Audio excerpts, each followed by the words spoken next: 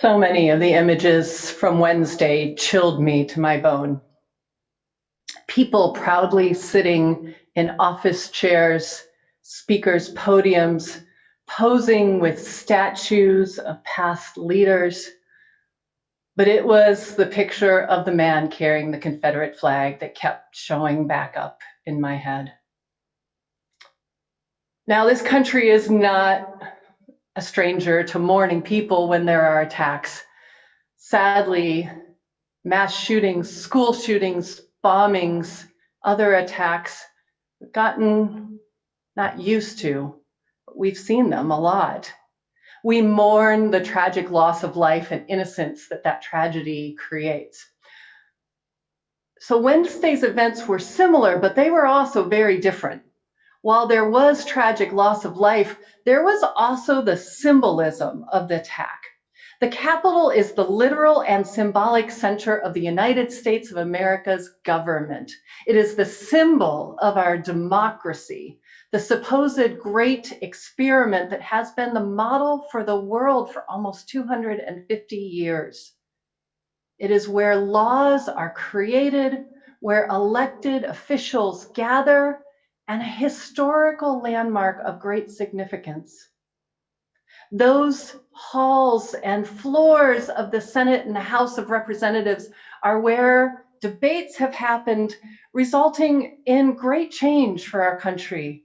I think of the 19th Amendment giving women the right to vote 100 years ago, the abolition of slavery 150 years ago. The traditions and culture of the Capitol, although they probably need updated, have been well considered and respected for hundreds of years. And they were violated. I felt like my own home had been robbed and ransacked.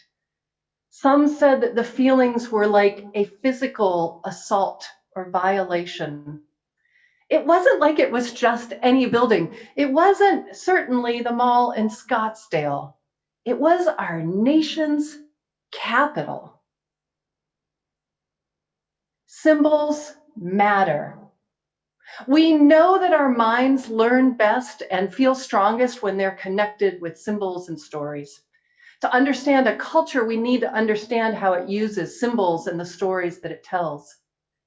A symbol is a mark, a sign, or a word that signifies or is understood as representing an idea, or an object, or a relationship. Symbols allow people to go beyond what is known or seen by creating linkages between otherwise different concepts or experiences. A red octagon is a common symbol for stop. You take that same color of red and put it in the shape of a heart, and it symbolizes love.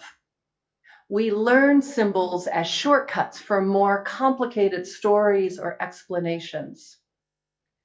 And those symbols, those shortcuts, help our brain get right to a longer story.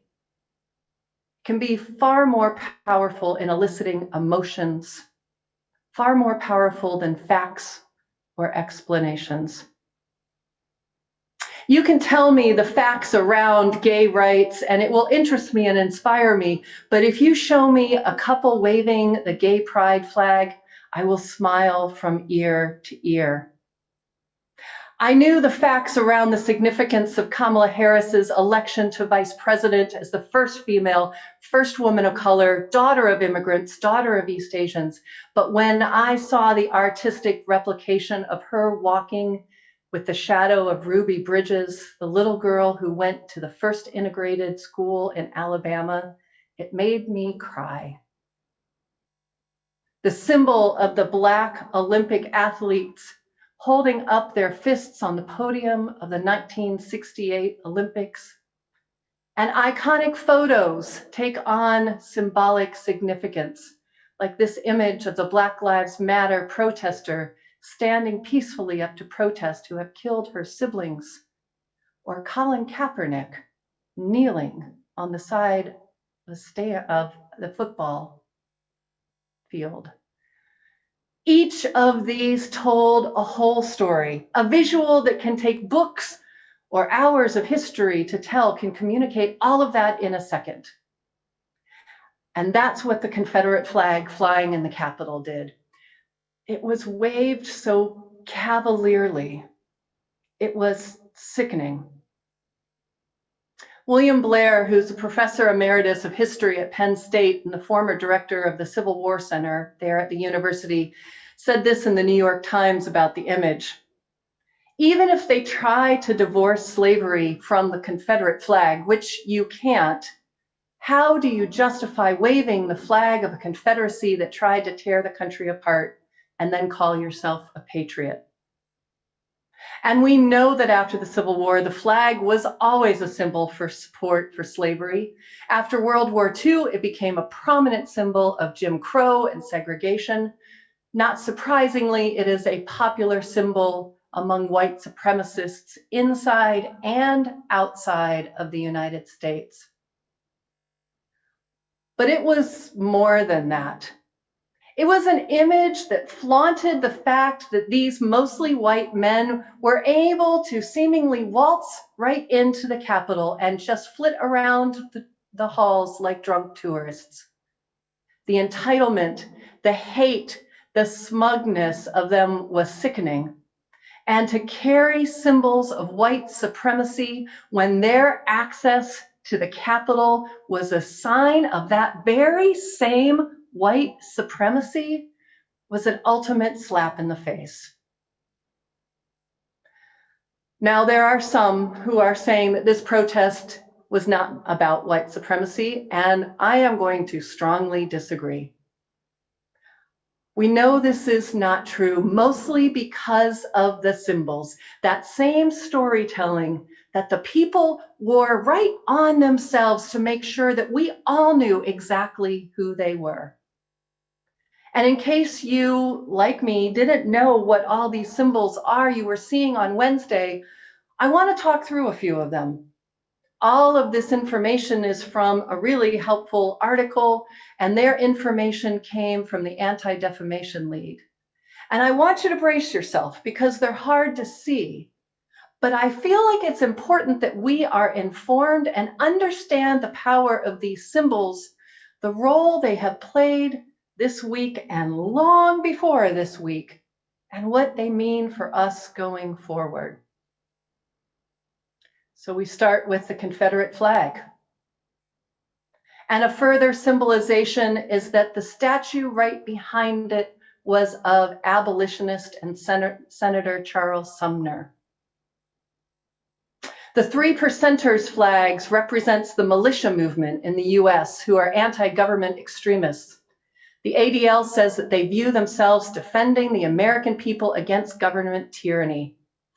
The group's name comes from an inaccurate claim that only 3% of the people in the colonies armed themselves and fought against the British during the Revolutionary War. So they're representing the 3% or standing up to the government. The Release the Kraken flag right there references former Trump lawyer Sidney Powell's comments that she was going to release the Kraken. Powell falsely said she had evidence that would destroy the idea that Joe Biden won the presidency. It was never produced. The Proud Boys and the OK symbol. The far right has co-opted the OK sign as a trolling gesture, and for some as a symbol of white power. And they're wearing orange caps to identify each other. In past rallies, they also wore identifying shirts and other gear, but they ditched that after their leader was recently arrested. May that be true for so much of this going forward. The Gadsden flag, which is known to many as the Don't Tread on Me flag, is a traditional and historic patriotic flag dating to the American Revolution. The flag and symbol are also popular among libertarians, but it has been co-opted by right-wing groups. The ADL explains that while some fly it as a symbol for patriotism, others use it as a symbol of resistance to perceived tyranny. And there were a lot of pictures of this man with a Camp Auschwitz shirt. That anti-Semitic message does not need a lot of explanation and is horrifying. The ADL says that this shirt came from a store called Aryan Wear and has been around for about 10 years now. There are more. There are so many more. But I want to show you just one more here. If you didn't think this was intentional, then look at these men who had t-shirts to commemorate the day with exactly their intentions. These pre-printed shirts referencing Trump's signature Make America Great Again slogan, alongside the words Civil War and the date of the event that turned into an insurrection. These people told us their intentions with the symbols that they wore. These symbols come as ways to communicate to each other that they understand each other, that they are on the same side, and it demonstrated their commitment to their cause. We want to believe that these symbols are from our past, that they are dead, that they are gone, but they are not. They are alive and well. We want to believe that the Confederate flag is a relic from the Civil War. It is not. It is a symbol of white dominance. We want to believe that mentions of Auschwitz should only be in history books, but they are not. They are still here justifying white dominance. We want to believe that this can't be happening because it's so unimaginable in our worldview and values. But sadly, we learned that it is alive and well. And I continue to say that we can be shocked, but we cannot be surprised. Especially for those of us who are white, we need to stop being periodically outraged. We need to remember that this is a constant in our country. And we sadly cannot say that this is not who we are. It is.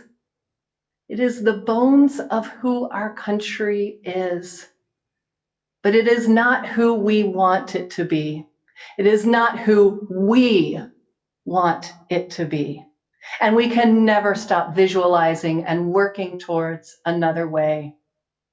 Unitarian Universalists believe in democracy and the democratic process. It's part of our fifth principle statement. We believe in justice and equity. We believe that our diversity makes us stronger. And I believe that all of these symbols are diametrically opposed to those beliefs that we have. And so we need to say so. We need to say so as strongly, as emphatically as we can. That's why I'm so proud that the board and I put out a statement on Wednesday night. And your board, we tweeted, we texted, and within 15 minutes, that statement was agreed upon. Yes, we can be compassionate. Yes, we can have difference of views, but if we can't stand up to these symbols of hate, then I don't know what we stand up to. Words of hate cannot go unchallenged. Symbols of hate cannot be ignored. Leaders who encourage hate must be removed from power. So take a breath. Let me show you another symbol. This is a Unitarian Universalist chalice. It's the symbol that we light every week. But do you know what it means? The flaming chalice combines two archetypes, a drinking vessel and a flame. The chalice is found in so many world religions, like the chalice that Jesus drank from that became the Holy Grail. Chalices represent sharing, generosity, and sustenance and love. Those are some of the meanings and symbols of the chalice. Flames have been a central symbol for many of the world's oldest religions. Flames stand watch at monuments and tombs, and candles flicker in religious buildings of all kinds. Flames symbolize witness, courage, and illumination. This chalice, like the one in our sanctuary, has two circles for the two threads of our heritage, the Unitarians and the Universalists. The story behind the chalice and its designing is important here. It was designed by Hans Deutsch, sure I'm pronouncing that wrong, for the Unitarian Service Committee during World War II. See, the Unitarian Service Committee was building underground networks of resistance that were helping to get Jews and Unitarians out of Nazi-occupied areas. They needed a symbol to communicate to each other as they were doing this resistance work. Deutsch was the one who designed this. I think it's very relevant that our chalice story was born out of resistance, out of combating the forces of white supremacy, because we need that chalice symbol to burn bright right now, because we are still combating those forces, still disgustingly, annoyingly, scarily, still. All that in one sacred symbol. And finally, here's some big symbols of hope this week. Amidst the chaos of this week, we didn't really get to celebrate the momentous election results in Georgia. Talk about symbolism.